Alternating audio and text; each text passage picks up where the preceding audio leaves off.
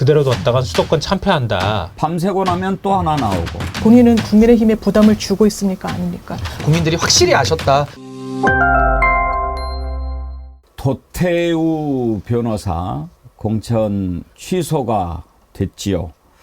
정우택 의원도 공천 취소가 됐고, 그걸 보면서요, 이제 민주당에서는 정봉주 전 의원이 공천 취소가 됐는데, 저는 이 사안을 좀 다르게 봅니다. 정봉주 의원은 공천이 확정된 다음에 이 문제가 불거지지 않았습니까? 그런데 도태우 변호사, 이 문제가 계속 논란이 됐잖아요. 그리고 공천이 됐는데 이 문제가 됐을 때 한동훈 비대위원장 제거하라고 그랬어요. 그랬는데도 다시 회의를 해가지고 공천을 줬어요. 그래놓고 공관위원장 뭐라고 얘기했는지 여러분 기억나시죠? 국민 눈높이에 맞는 거 아닌가요? 그러면 왜 공천 계속 밀고 가지? 왜 취소해요? 오늘 한동훈 비대위원장 호남 간다면서요. 그래서 그런 거예요? 어떻게 또 대통령 호남 가는 거하고 날짜가 또 그렇게 딱 맞는지도 참 궁금하지요. 정우택, 공천하기 전부터 돈 봉투 계속 논란됐잖아요. 그래 놓고 공천 줬잖아요. 근데 이제 또 취소해요? 이거를 보면은요, 그동안에 얼마나 국민의힘 공천이 조용했다, 이런 게 다 허구였는지 드러나는 것 아닙니까? 저는 국민의힘 공천 이렇게 하는 거 보면서, 야, 그 허구의 끝이 이렇게 되는구나, 이런 걸 느끼고, 이제 한동훈 말빨도 안 먹히는구나, 이런 생각이 듭니다. 도태우 변호사, 왜 공천을 그렇게 굳이 주려고 했을까요? 이번에 아주 국민의힘에서 당선되기 쉬운 경북 지역에 주목하는 사람이 저는 세 사람입니다. 일단 박근혜 전 대통령의 최측근 유영하 변호사, 대구에 공천 줬죠. 대구에서 국민의힘 후보 웬만하면 당선되죠. 이제 뭐 대구도 많은 시민들이 의식이 깨어났기 때문에 어떻게 될지는 지켜봐야겠습니다만, 그리고 도태우 변호사, 박근혜 대통령 형사 변호인이었어요. 윤석열 몇 번이나 박근혜 전 대통령 만났지요. 얼마나 많이 만났는지 잘 기억도 안 나요. 혹시 박근혜 몫으로 준 거 아닌가, 그런 생각 들지 않습니까? 그래서 박근혜 목 챙겨줘야 되니까 이건 뭐 한동훈도 어쩔 수 없고 그랬던 거 아닌가, 그런 생각이 드는데 왜 못 버텼을까요? 계속 나옵니다. 계속 나와요. 5.18 북한군 개입설 이야기했는데 또 이번에는 문재인, 노무현 전 대통령 비하했던 말들이 막 쏟아져 나왔습니다. 이런 사람들 검증이나 제대로 했습니까? 공천 취소하기는 했지만 어떤 소리를 짓거려댔는지 한번 다시 들어봅시다. 문재인의 이러한 기이한 행동을 볼 때 죽으면 그만 아닌가라는 그런 상상을 해보게 된다고 합니다. 그러면서 노무현 전 대통령을 겨냥한 발언으로 이어갑니다. 실제로 뇌물 혐의가 있던 정치인은 죽음으로 영웅이 되고 그 소속당은 그로 인해 이익을 보았으며 죽어라, 뭐 그런 얘기예요? 대단히 부적절하죠. 이런 말은 사람의 생각을 담는 거 아니겠습니까? 그리고 그 생각이 의정활동에 투영되는 거 아니겠어요? 더 큰 문제는 국민의힘에 있습니다. 왜냐하면 기자들이 물었어요. 5.18 관련해서 대단히 부적절한 발언이 나오고 있는데 이거 검증 제대로 한 거 맞느냐? 한 거 맞다고 그랬어요. 그러면서 공관위원장이 뭐라 그랬습니까? 다양성 차원에서 접근했고 평가했다는 취지로 이야기합니다. 이걸 다양성이라고 이야기할 수 있나요? 그러면서 한동훈 비대위원장이 국민 눈높이에서 다시 살펴야 된다라고 하니까 다시 공천 확정을 마침표를 찍어주면서 뭐라 그랬습니까? 아, 이거 국민 눈높이에서 제고한다고 그러시지 않았습니까? 라는 질문에 이게 국민 눈높이 아닌가요? 라고 물었습니다. 국민의힘이요, 서진정책하겠다, 광주에 대해서 예우하겠다, 호남도 신경 쓰겠다 하는데 아, 거짓이었구나. 이 사람들의 정치적 DNA가 전혀 바뀌지 않았구나. 그걸 메이크업하기만 했구나. 라고 국민들이, 유권자들이 생각하지 않겠습니까? 이게 진정성 있는 호남, 나아가서 유권자들을 대하는 태도인가요? 아마 그럴 겁니다. 강성 지지층 눈치 봤을 거예요. 도태우 변호사, 박근혜 전 대통령 변호인이었죠. 그거 아니면 공천이 과연 됐을까? 물음표가 있는 것도 어떻게 보면 사실입니다. 그런데 어떻게 공천됐을 것인가? 강성 지지층이 밀었던 부분이 있죠. 철회했을 때 두려웠을 겁니다. 본인들의 코어 지지층을 놓칠까 봐. 그런데 수도권 민심에, 수도권 표심에 영향이 마이너스라는 걸 아니까 전략적인 선택을 한 것으로 보이는데요. 이 일련에 매끄럽지 않고 이런 껄끄러운 과정들 국민들이 일단은 다 지켜보셨습니다. 근데 김성환 평론가 저는 궁금한 게 한동훈 비대위원장이 재검토하라고 이야기를 했잖아요. 네. 그랬는데도 다시 회의를 해가지고 공천 유지 결정을 내렸어요. 왜 그랬을까요? 글쎄요. 내부 경론이 있었다는 얘기가 전해지고 있잖아요. 그러니까 한동훈 위원장 말이 그동안엔 좀 먹혔는데 이제는 먹히지 않는다는 걸 상징적으로 보여준 것 같아요. 지금 국민의힘 내부에서 한동훈 약발이 다 끝났다 이런 얘기가 나오고 있다고 하잖아요. 예. 그거하고도 무관하지 않은 것 같거든요. 한 위원장이 그동안에 국민의힘 정당 지지율이나 이런 걸 끌어올리는 역할을 어느 정도 했는데 지금 이제 한계에 부딪히는 거예요. 그러니까 여기서 한 발 더 못 나가게 되면 한동훈 효과는 이제 완전히 끝났다 이렇게 내부적으로 보고 있는 것 같은데요. 그러니까 그만큼 국민의힘 내부에 이 TK 여론을 의식하는 그게 굉장히 강한 것 같아요. 그러니까 이 누가 그런 얘기를 하더라고요. 그 유영하 변호사 공천 문제하고 같이 도태우 변호사도 논란이 됐잖아요. 물론 경선을 통과하긴 했지만 그랬을 때 박근혜 전 대통령 눈치를 본 거 아니냐 이렇게 얘기를 하면서 박 대통령을 배려해서 그런 사람들이 공천이 되도록 일부러 공천 룰을 짜고 만들었던 거 아니냐라는 얘기를 했거든요. 그럴 때 정반대 얘기를 하는 거예요. 박 전 대통령이 비토를 놓을까 봐 걱정이 돼서 그런 거다. 이렇게 해석을 하는 거예요. 제가 볼 땐 그게 더 맞는 것 같아요. 예. 그러니까 심드렁하게 그동안에 윤 대통령이 급할 때마다 갔잖아요. 그러니까 박 전 대통령 만나가지고 뭐 구애하듯이 그렇게 했는데 그거는 달리 말하면 박 전 대통령 관리를 제대로 못할 경우에는 지지층이 분열될까 봐 걱정을 했던 거거든요. 근데 그렇게 의식하게 된다면 박 전 대통령을 계속 살폈던 거예요. 살피다가 그러니까 TK 여론도 그걸 알았던 거죠. 아, 윤 대통령이 박 전 대통령을 살피는구나. 눈치를 보고 있구나. 그러니까 자연스럽게 도태우 변호사의 저 경선에서도 당원들의 힘을 실어줄 수밖에 없는 구조가 돼 있었던 거죠. 결국은 박 전 대통령하고 얘기를 뭐 연결짓지 않고선 설명이 안 될 것 같고요. 그게 거꾸로 말하면 처음에는 영남권 여론을 눈치 보기 때문에다 그래서 그냥 공천 뒤집지 못했다고 그랬거든요. 근데 영남권, 그러니까 특히 대구의 촛불행동에서 밝힌 거 보면서 아마 뜨끔했을 거라고 생각해요. 대구 시민을 모욕하는 거다. 아니 5.18 북한군 개입설 얘기하는 거를 대구 시민 눈치를 보는 것처럼 얘기를 해버리면 대구 시민들이 뭐가 되겠습니까? 그러니까 그런 얘기가 오히려 이쪽에서, 그러니까 국민의힘에서 받아들일 때는 그때는 못 받아들였겠지만 지금 수도권에서 아우성 치고 나니까 이제는 안 되겠다 이렇게 생각했던 것 같아요.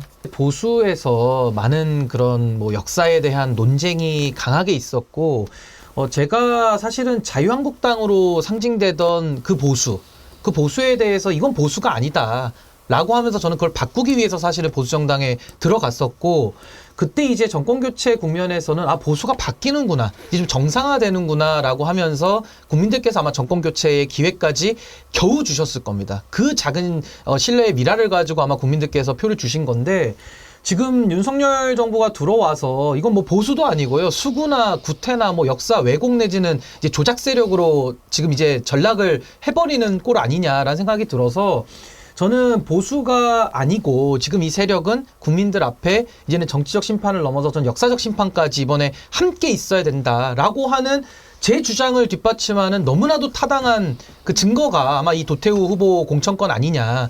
이번에 뒤늦게 이제 취소를 하긴 했습니다만은요. 저는 보수에서 5.18에 대해 가지고는 YS 대통령이 민주화 운동으로 인정했고 특별법까지 제정을 했거든요.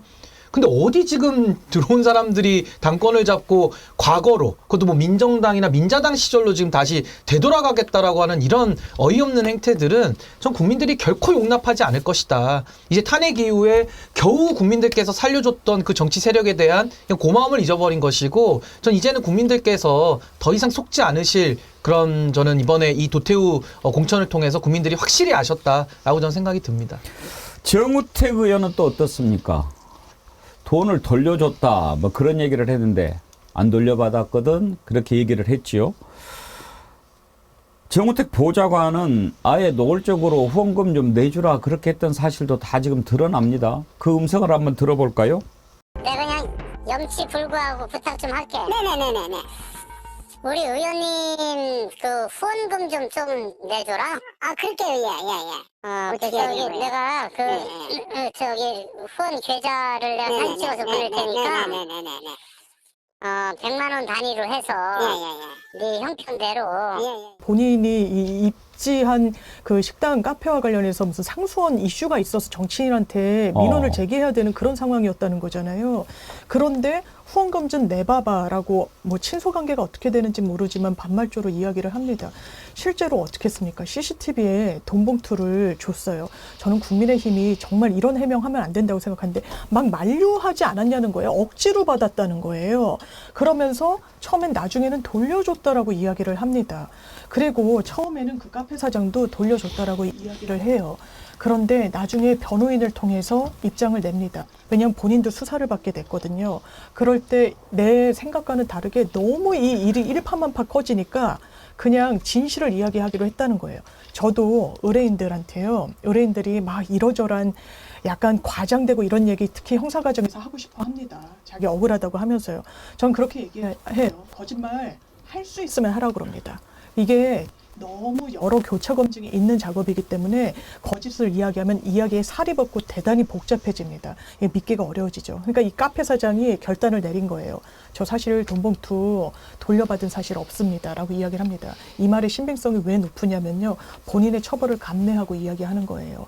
그렇기 때문에 이 말의 무게감이 상당히 있는 건데 어떻게 했습니까? 국민의힘에서는 이 부분 정식으로 후원 계좌로 했다라고 하면서 말이 바뀌었기 때문에 믿을 수 없다고 딱 잘라 이야기했죠. 이게 시스템 공천인가요? 그러면서 이재명 대표가 단수 공천 받았다는 말 한마디 떼가지고 맥락을 다 제거하고서는 단수 공천 아닌데 경선했는데 이러면서 형사 고발했죠. 저 이러면 유권자들 표 얻기 어려울 거라고 생각합니다. 김서환 평론가, 정우택 의원 같은 경우에는 진작에 문제가 됐잖아요. 그런데 왜 그걸 경선을 붙이고 난 다음에 아마 그 정우택 의원이 지금 5선이죠. 굉장히 선수도 높고 우리 그런 것 때문에 아마 또 당시 사실 저도 항의 전화를 받았어요. 정우택 의원 보좌관한테 돈 안 받았는데 돈 받은 것처럼 얘기하지 말아 주십시오. 이렇게 얘기를 하는데 영상에 다 나왔으니까. 네, 저도 이제 제가 돈 받았다고 말하지는 않았지 예. 않습니까? 이렇게 얘기를 하고 뭐 이렇게 서로 안 좋게 전화를 끄는 건 아닌데, 그러니까 정우택 의원이 사실 이 문제가 아킬레스건이 될 거라는 걸 알았던 거죠. 보좌관이 아마 저뿐만 아니라 많은 사람들한테 전화 돌렸으리라고 생각하거든요. 그러니까 돈을 받지 않았다. 공식 후원금 다 처리했고 다 되돌려줬다. 이렇게 그 당시에도 설명을 했거든요. 근데 아마 그 카페 사장이 마음을 바꿀 거라고 생각을 못 했던 것 같아요. 도대체 그 사이에 무슨 일이 있었는지는 모르겠는데, 이 뭔가 막을 수 없었던 뭔가가 있지 않았을까 싶어요. 근데 당시에는 그걸로 그냥 끝냈을 줄 알았는데 그 이후에 일이 터지고 나니까 도저히 뭐 국민의힘 안에서도 방어하기가 어려웠을 거라고 생각하고요. 저는 애초에 의도는 도태우 변호사 문제는 어제 이제 급박하게 돌아와가지고 밤 10시 한 30분 다 돼서 한 20분쯤에 결정했다는 거잖아요. 근데 정우택 의원 건을 먼저 치면서 그거는 빼도 박도 못하는 상황이 돼버렸으니까 치면서 다른 문제는 좀 상대적으로 이 시선을 좀 돌려가면서 민주당이 정봉주 의원 처리 문제나 이런 것들만 좀 어느 정도 버텨주면 도태우 변호사도 가급적 그냥 갔으면 좋겠다는 생각을 했었을 것 같아요. 그러다가 나중에 가가지고 민주당도 정봉주 의원 그냥 그 컷오프 할 것 같으니까 이걸 그대로 두게 될 경우에는 수도권 쪽에 엄청난 압박이 될 거다. 특히 수도권 의원들이 아마 아우성을 쳤을 거라고 봐요. 이거 그대로 뒀다간 수도권 참패한다. 이러면서 당에 아마 거세게 얘기가 들어갔을 것 같거든요. 근데 그러면서 얘기들이 좀 분위기가 바뀌지 않았나 싶어요. 그러니까 생각해보면 얼마나 난센스냐고요. 한동훈 입만 열면 돈봉투 얘기하지 않았어요? 네. 그리고 또 뭐 호남에서 당선되고 싶습니다. 뭐 5.18 어떻게 뭐 그랬는데 이런 일들이 딱딱딱 터지면 그 말이 어디로 가겠어요, 신인기 의원님? 그러니까 한동훈 위원장이 그 법무부 장관 시절부터 국회에 와서 뭐 노웅래 의원을 향해서는 뭐 부스럭거리는 돈봉투 소리를 국회에 와서 이야기를 할 정도로 굉장히 돈 없는 발언들을 많이 했었고, 뭐 송영길 대표 관련해서도 돈봉투를 계속 지속적으로 정치 공세의 한 수단으로 활용을 계속 해왔었거든요. 근데 지금 정우택 의원, 이분은 지금 국회 부의장을 지내고 있을 정도로 중진인데, 이분은 뭐 부스럭 정도가 아니라 그냥 돈봉투 받는 장면 자체가 나오고 카카오톡까지 지금 증거가 나온 상황 아니겠습니까? 근데 여기에 대해서 김건희 여사 그 명품백 사안처럼 이것도 뭐 몰카 공작이라거나 아니 뭐 박절하지 못해서 받았다라거나 이런 해명까지는 안 하더라고요. 아주 다행스럽게도. 근데 지금 뭐 정우택 의원 같은 경우에 대한 공천 취소를 했습니다만은 뭐 한동훈 위원장이 그동안 많은 이야기를 했던 것들이 자기 부정이구나, 자기 모순이구나라는 비판을 또 직면하게 된 것이고, 지금 정우택 후보도 지금 당의 결정에 대해서 강하게 반발하고 있거든요. 그러면서 뭐 이제 좀 무소속 출마까지 좀 시사하는 발언을 방금 아침에도 냈기 때문에 앞으로 이제 한동훈 위원장이 넘어야 될 산은 본인이 내뱉은 말들 때문에 아마 더 높아질 것이다라는 생각이 좀 듭니다. 왜 조용한 공천이 됐습니까? 우리는 다 알고 있습니다. 29일 날 김건희 특검법 재의결해야 되는데 현역 의원들 날렸다가는 큰일 날 것 같고, 그래서 그냥 현역 의원들 다 예 그냥 다시 하십시오 이렇게 했으니까 조용하고, 또 몇 명 날리려면은 야야야야 알지 뭐 했을 거고, 그렇게 했다고 국민들이 그걸 받아줍니까? 자, 이렇게 해서 이제 도태우, 정우택 다 이제 정리가 됐는데, 지금 또 한 사람 있습니다. 장해찬은 어쩔 겁니까? 이건 뭐 하루가 지나면 또 하나 나오고, 밤새고 나면 또 하나 나오고, 엊그저께 논란이 됐던 것들, 뭐 난교? 여기 있네요. 매일 밤 난교를 즐기고 예쁘장하게 생겼으면 남자든 여자든 가리지 않고 집적되는 사람이라도 맡은 직무에서 전문성과 책임성을 보이면 프로로서 존경받을 수 있는 사회가 건강한 사회이지 않을까. 어떻게 젊은이라는 사람이 이런 생각을 하는지 참, 제가 그때 뭐 좀 표현을 뭐 했죠? 리버럴 하니까. 또 이번에는 대학생들 전공서적 책값 아깝다고 징징거리는 대학생들이 제일 한심하다. 한 학기에 20만 원이 아까우면 그냥 대학 다니지 말지. 길들여져 버린 20대를 동정하고 싶지도 않다. 이런 말을 또 했어요. 이분이 지금 가지고 있는 수준은 거의 막말 제조계를 넘어서서 이분이 당에서 최고위원 지냈거든요. 막말 최고라고 지금 최고봉을 찍고 있는데, 또 오늘 나온 내용들은요. 뭐 이런 글을 썼어요. 2013년도에 뭐 후원금 관련된 건데요. 남자들은 룸 2번 갈 거 한 번만 가면은 몇 명을 후원할 수 있냐. 여자들은 백 좀 작작 사라. 뭐 이런 얘기를 또 했고, 또 이거 댓글로 쓴 건데 뭐 이런 얘기도 했습니다. 가로수길에 출몰하는 여성들의 미모에 대해 진지하게 품평하는 시간을 가졌대요. 그러니까 이런 발언을 쓰고, 그러니까 거의 뭐 성에 대한 발언이나 내지는 지금 20대에 대한 이런 발언들 거의 뭐 가리지 않고 거의 난사 수준의 망언들을 과거에 이렇게 해놨거든요. 저는 최소한 공직을 갖겠다라는 사람이면 자신의 발언에 대해서 언젠가 평가받을 거란 생각 안 했을까요? 저는 그 무모함에 대해서 좀 경악스럽고요. 어떻게 이런 발언을 페이스북만 찾아도 지금 캡처본이 수시로 나오고 있어요. 거의 분 단위로. 그러니까 거의 장해찬도 거의 이거는 뭐 국민들의 정신을 폭력하는 수준의 전 망언을 지금 난사하고 있다라는 생각이 좀 듭니다. 또 서울 시민 의식을 비판하는 그런 글도 올렸던데, 시민 의식과 교양 수준으로 따지면 일본인 발톱의 때만큼이라도 따라갈 수 있을까 싶다. 그 시민의식과 교양 수준이 좀 딱하다 뭐 이런 생각할 정도로 본인이 그렇게 높은지는 모르겠지만, 그 일본인 발톱의 때만큼 뭐 이런 표현을 어떻게 쓸 수 있나요? 일본인 발톱의 때만큼이라도 생각이 있다면 그럴 수 없을 것 같은데, 이거는 민주당에서 청년 대변인이 공격을 했더군요. 그것도 들어보죠. 일본 예찬, 장해찬 후보는 그렇게 국회의원 자리가 탐나면 대한민국이 아니라 본인이 예찬하는 일본 총선에 나가십시오. 저급하고 교양 없는 것은 일본에 대한 사대주의에 빠져 국민을 비하하고 일본의 발톱 때마저 예찬하는 장해찬 후보입니다. 양심이 발톱에 때만큼이라도 있다면 당장 사퇴하십시오. 김성한 평론가, 저런 생각을 왜 하게 될까요? 그게 정치인으로서 매우 부적절한 거죠. 이게 과거에 이제 서울 시민과 일본 사람을 비교하면서 뭔가 좀 서울 시민의식이 조금 아쉽다고 생각을 했다 하더라도 일본하고 비교하면서 저렇게 얘기를 하는 거는 매우 부적절하다. 이런 비판에서 좀 자유로울 수 없을 것 같아요. 근데 이걸 어떻게 대응하는가에 관한 문제인 것 같은데 오늘 국민의힘에선 앞으로 태도를 지켜보겠다 이렇게 얘기를 했다고 하는데 이게 이런 사안들이 몇 개가 더 나오면 과연 버팅길 수 있을까? 이런 면에서 좀 걱정이 되기도 하고요. 이게 무엇보다도 이번에 경선에서 이겼잖아요. 이기고 난 다음에 이것도 자업자득이라는 생각이 좀 드는데 윤석열 대통령이 축하 전화를 했다고 본인이 공개를 했잖아요. 모 유튜버에 네. 나와서. 이게 굉장히 큰 발목을 잡는 일이 될 것 같다는 생각이 들어요. 이 곧바로 윤 대통령의 부담이 되는 일이 될 거거든요. 국민의힘 입장에서는 사실 도태우 변호사 공천 취소한다고 할 때 당 내부에서 그런 얘기가 있었다 그래요. 도태우 변호사 공천을 못 취소하는 이유는 장해찬 후보 때문이다.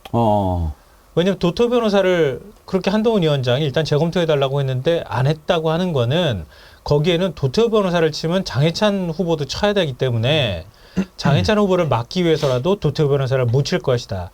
이런 얘기가 국민의힘에서 나왔다고 얘기가 보도가 된 바가 있거든요. 근데 그런데 지금 장해찬 후보가 계속 지금 막말이 추가로 나오면서 이게 결국 대통령한테 부담을 지우는 일이 될 경우에는 막기가 쉽지 않은 쪽으로 가는 거 아닌가 이런 생각이 드네요. 근데 저는 오늘 아침에 장동혁 사무총장이 이런 입장 밝혔거든요. 예. 장예찬 후보 관련해서는 새로운 사실이 발견되면 후보 결정을 취소하겠다. 새로운 사실이. 그러면은 방금 전에 소개하신 거 하기 전이에요? 그 후에요? 그거까지는 모르겠는데 제가 그냥 추가로 지금 시점에 두 개를 더 소개해드리면 이런 말도 있습니다. 장예찬 후보가 2014년도에 쓴 글인데요. 셀카 수백 장 찍는 못생긴 여자를 향한 분노의 포스팅. 못생겼다니까 이제 분노를 한다는 거죠, 여성에 대해서. 이런 말이고 또 하나는요, 2013년도 글인데 커플티 색이랑 디자인 똑같이 맞춰 입은 신혼부부들이 제법 많네. 결혼하면 다들 제정신이 나가나 봐. 뭐 이런 식의 발언까지 지금 수시로 방송하는데도 제보가 들어오니까 이게 장동혁 총장님이 말씀에 책임을 지셔야 될 것 같아요. 지금 새로운 사실이 계속 들어오고 있습니다. 나이만 생물학적인 나이만 청년인 것 같아요. 아주 노회한 정치인들 뺨치게 사실 정치권에서 활동을 했죠. 왜냐하면 아주 진영 논리에 매몰됐거든요. 상대방을 조롱하고 희롱하는 데 앞장섰습니다. 그러면서 그 기준을 본인한테 갖다 대면 반어법이었다든지 아주 뭐랄까요, 교묘하게 빠져나갔어요. 우리가 그런 행태에 청년이란 단어를 붙일 수 없다라고 생각합니다. 여성을 평가하고 대상화하고 성적 대상화하는 건 묘제라는 필명으로 썼던 여러 웹소설에서 나타나 있죠. 반성 한번 제대로 했는지 모르겠습니다. 이런 관광지에서 사진 찍는 여성에게 못생긴 여성을 보고 내가 본인이 드는 소회를 남긴다는 취지로 이야기하고 있죠. 그리고 지역 비하 발언은요, 부산에 대해서도 교양이 없다라고 이야기를 한 적이 있었어요. 그런데 본인은 정작 뭐라고 했는지 아십니까? 민주당의 한 정치인이 청년 정치인이었는데요. 아, 부산에는 나무 토막만 갖다 놔도 당선이 된다. 이건 좀 문제 있는 거 아니냐고 했더니 어떻게 이렇게 부산 비하 발언을 할 수 있냐고 후보 사퇴하라고 그랬었습니다. 본인은요, 동일한 잣대로 양심에 한번 소리를 귀 기울여 들어보세요. 본인은 국민의힘에 부담을 주고 있습니까? 아닙니까? 국민의힘에 후보 자격이 있습니까? 없습니까? 본인이 과거에 했던 발언을 기준으로 한번 생각해 보십시오. 저 이거 하나 또 들어왔는데요. 제가 남자로서, 제가 방송 시간 너무 많이 잡아먹어서 죄송한데, 장동혁 총장님한테 알려드려야 되니까 제가 개인 번호가 없어서 하나만 더 소개해드리면 이거는 제가 기분이 나쁩니다. 뭐냐면요. 2013년도 1월 6일에 새벽에 쓴 글인데 장예찬 씨가 쓴 겁니다. 오늘 새벽의 결론. 남자는 남자라는 이유만으로 다 쓰레기입니다, 여러분. 물론 나 포함해서. 그러더니 댓글에다가 방콕에서도 남자를 조심하는 걸로 이런 식으로 뭔가 방콕에서 남성한테 뭔가 본인이 당했는지 자기를 포함해서 모든 남성이 다 이유가 남자라는 이유만으로 다 쓰레기다라고 지금 얘기를 하고 있는데 저는 같은 남성 아닙니까? 왜 이런 발언을 하고 다닌 것인지 본인이 좀 해명을 좀 해야 될 것 같습니다. 예. 심각하네요. 콩이맘님이요. 진짜 저 동아리를 조사불고 싶다 그러셨는데 지금 계속 나오죠. 어제 우리아님께서 댓글에 이런 걸 좀 공유하자고 보내신 게 있었어요. 난교 예찬, 봉투 우택, 이토 일종, 일배 태우, 파티 덕흠, 친일 수연. 종합 선물 세트입니까?